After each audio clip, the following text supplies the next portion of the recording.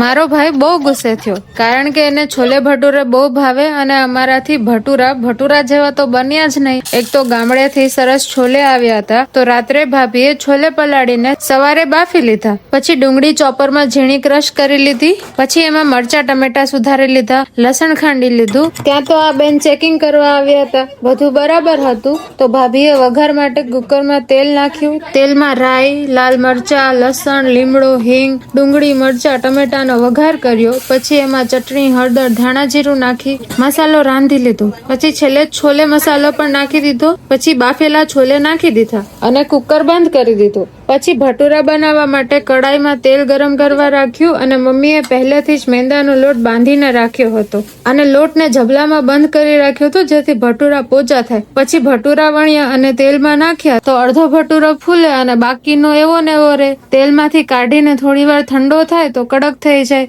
બીજો થોડો જાડો કર્યો તો એમાં પણ એવું જ થોડો ફૂલાય અને બાકીનો કડક થઈ જાય. પછી મેં ટ્રાય કરી થોડો પતલો વણીને મીડિયમ તેલમાં નાખીને તો પણ કડક થઈ ગયો. પછી ઘઉંના લોટમાંથી પૂરી તળવાની ટ્રાય કરી તો એક પૂરી ફૂલી અને બીજી પૂરીમાં તેલમાં ફૂલાયા પછી ફાટી જાય અને છેલ્લે કડક થઈ જાય. જો તમારી પાસે આ પ્રોબ્લેમનું કઈ સજેશન હોય તો પ્લીઝ કોમેન્ટ કરજો. છેલ્લે થાકીને મસ્ત છોલે, કડક ભટુરા, ડુંગળી, દહીં અને છાશ અમે તો ખાઈ લીધા પણ